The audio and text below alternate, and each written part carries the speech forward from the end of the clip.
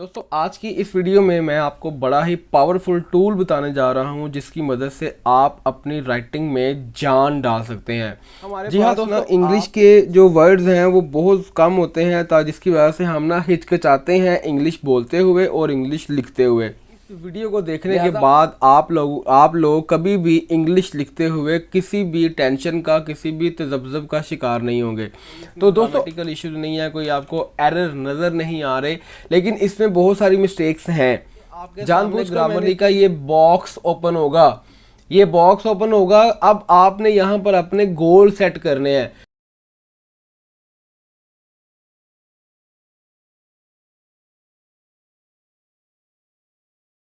बिस्मिल्लाहिर्रहमानिर्रहीम। अस्सलाम वालेकुम दोस्तों, मेरा नाम है मोहम्मद याकूब और आप देख रहे हैं MY सॉल्यूशंस यूट्यूब चैनल। दोस्तों आज की इस वीडियो में मैं आपको बड़ा ही पावरफुल टूल बताने जा रहा हूं जिसकी मदद से आप अपनी राइटिंग में जान डाल सकते हैं। जी हाँ दोस्तों, आप में से बहुत से लोग अक्सर ये अपने माइंड में टेंशन का शिकार रहते हैं कि यार हमने राइटिंग करनी है, उसके लिए हमें जो है ना बहुत सारी प्रॉब्लम का सामना है। पहली बात तो ये है कि हमारे पास ना वर्ड्स का इतना ज़ख़ीरा नहीं है, स्पेशली ना हम लोग ना इंग्लिश का हमारे पास इतना ज़ख़ीरा नहीं होता वर्ड्स।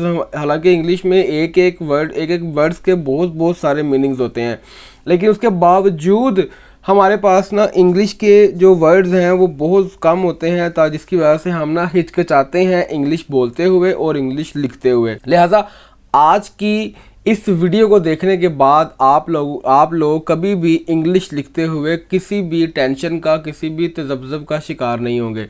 तो दोस्तों अक्सर देखा होगा आपने कि जब आप राइटिंग करते हैं तो आपको प्रॉब्लम ये फेस करनी पड़ती है कि यार मेरा जो प्रोजेक्ट है ये बिज़नेस से रेलिवेंट है, बिज़नेस की फील्ड से रेलिवेंट है। अब बिज़नेस में जो लैंग्वेज इस्तेमाल करनी है वो लैंग्वेज किसी और किस्म की होती है, उसमें वर्डिंग ज़रा प्रोफेशनल लेवल की हम वर्डिंग यूज़ करते हैं, ऐसे ही होता है ना। उसके अलावा अगर हम बात करते हैं एकेडमिक राइटिंग की, तो एकेडमिक राइटिंग के पॉइंट ऑफ व्यू से जो स्टेटमेंट्स होती हैं वो बड़ी ही ज़बरदस्त होनी चाहिए, आपकी बड़ी अच्छी लिखी हुई होनी चाहिए। उसके साथ साथ उनके अंदर जो वर्डिंग है ना वो बड़ी काउंट करती है। आपने अगर प्रोफेशनल वर्डिंग, आपने एकेडमिक वर्ड्स आपने यूज़ किए हैं तो आपको अच्छे मार्क्स मिलते हैं, आपका क्लाइंट भी आपसे खुश होता है। एक बात हो गई। फिर एक और ये भी आता है कि जब आप राइटिंग कर रहे होते हैं ना तो आपने जनरल इंग्लिश लिखनी है। जैसे आप ये कम्युनिकेशन कर रहे हैं, कंजर्वेटिव आपका जो बात करने का स्टाइल है वो कम्युनिकेटिव है। आप लोगों के साथ लोगों को सिर्फ आर्गूमेंट्स दे रहे हैं, आप लोगों को एक्सप्लेन कर रहे हैं, तो ये आपको ना इस चीज़ की टेंशन रहती है कि यार मैंने ये फ़लाँ ऐसे लिखना है, ये फ़लाँ ऐसे जो मैं करने जा रहा हूँ, इसकी जो टोन है, इसकी टोन ये वाली है, इसकी टोन बिज़नेस की होगी, इसकी टोन जो है वो एकेडमिक होगी, इसकी टोन क्रिएटिव होगी, इसकी टोन जनरल होगी। तो आप लोग ना इस चीज़ के पॉइंट ऑफ व्यू से इस बात पर बहुत ज़्यादा ज़ोर देते हो कि यार हम किस तरह से इसको आगे लेकर चलें, क्योंकि हमें पता नहीं है कि हमने कौन से वर्ड्स हमने किस लैंग्वेज में इस्तेमाल करने हैं। तो आज के बाद ये वीडियो देखने के बाद मैं दावे से कह सकता हूँ कि आपकी वो सारी की सारी प्रॉब्लम्स जो हैं ये सारी ख़त्म होने वाली हैं। शुरू से लेके एंड तक इस वीडियो को लाजमी देखिएगा। लेकिन वीडियो की तरफ जाने से पहले काइंडली अगर अभी तक आपने मेरे चैनल को सब्सक्राइब नहीं किया तो हमारे चैनल को सब्सक्राइब कर लीजिए, ताकि जैसे ही कोई इस तरह की powerful video in future upload होगी तो आपको सबसे पहले उसका नोटिफिकेशन आ जाएगा और आप सबसे पहले उसको देखने वाले बन जाएंगे। जी हाँ दोस्तों, अब हम बात करते हैं कि मेरे पास ये एक टेक्स्ट लिखा हुआ है, ये टेक्स्ट है, ये फ़िलहाल दिखने में तो बिल्कुल ओके लग रहा है, आपको कोई इसमें मिस्टेक नज़र नहीं आ रही, कोई इसमें ग्रामेटिकल इश्यूज नहीं है, कोई आपको एरर नज़र नहीं आ रहे, लेकिन इसमें बहुत सारी मिस्टेक्स हैं। जानबूझकर मैंने इसमें मिस्टेक्स की हुई हैं, और वैसे भी मैं अगर जानबूझकर वाला वर्ड यूज़ ना भी करूँ ना तो हम कोई भी बंदा परफेक्टली इंग्लिश को राइट नहीं कर सकता। आपको हमेशा इसमें बहुत सारी प्रॉब्लम्स का सामना करना पड़ेगा, कभी आपने फुल स्टॉप का, कभी बहुत सारी प्रॉब्लम्स आपको फेस करना पड़ेगी। पिछली वीडियो में मैंने आपको बता दिया था कि आपने किस तरह से इसको रिफ़ाइन करना है। आज की इस वीडियो में मैं आपको बताने जा रहा हूं किस तरह से आपने इसको मज़ीद रिफ़ाइन करके अपनी इस टोन के अकॉर्डिंग लेकर आना है। अब मैंने ये कंटेंट लिखा, इसको मैं यहाँ से करूँगा कॉपी, कंट्रोल A करके मैंने किया कॉपी, कंट्रोल C किया कॉपी कर लिया। अब आपने करना क्या है, आपने जाना है ग्रामरली की वेबसाइट पे। ग्रामरली की वेबसाइट पे आप जैसे ही जाएंगे, मैंने आपके सामने ग्रामरली का वेबसाइट ओपन किया है। अब यहाँ पर जाकर आपने क्लिक करना है न्यू। आप न्यू पे क्लिक करेंगे, जैसे ही आपके सामने इस तरह का इंटरफेस आएगा तो आपने यहाँ पर ला के जो डाटा कॉपी किया होगा वो यहाँ पर कंट्रोल वी कर देना है। जैसे ही आप कंट्रोल वी करेंगे आपके सामने ग्रामरली का ये बॉक्स ओपन होगा। ये बॉक्स ओपन होगा। अब आपने यहाँ पर अपने गोल सेट करने हैं। यहाँ पे आपने गोल सेट करने हैं कि यार ये आपका जो ऑडियंस है वो आपकी जनरल है, नॉलेजेबल है या एक्सपर्ट है, किस लेवल की आपकी जो राइटिंग है, आप किस किस्म की राइटिंग करने जा रहे हैं। देन बारी आती है कि आपका जो कंटेंट है वो इनफॉर्मल है, फॉर्मल है कि न्यूट्रल है, ठीक है। देन आपकी डोमेन कौन सी है। डोमेन आपकी या तो एकेडमिक होगी, या तो आप एकेडमिकली काम कर रहे होंगे, या आप बिजनेस के लिए काम कर रहे होंगे, या आपकी जनरल है, या ईमेल है, या कैजुअल है, या फिर क्रिएटिव राइटिंग में आप काम कर रहे हैं। तो इसमें से कोई एक आपने चूज़ करनी है। देन आपने अपना टोन यूज़ करनी है कि टोन आपकी कौन सी होगी। टोन आपकी न्यूट्रल है, कॉन्फिडेंट है, जॉयफुल है, ऑप्टिमिस्टिक है, फ्रेंडली है, अर्जेंट है, एनालिटिकल है, रिस्पेक्टफुल है। इंटेंट आप क्या करना चाह रहे हैं। आपने लोगों को इन्फॉर्म करना है, आपने लोगों को डिस्क्राइब करना है, आपने कन्विंस करना है, या आपने फिर एक स्टोरी सुनानी है।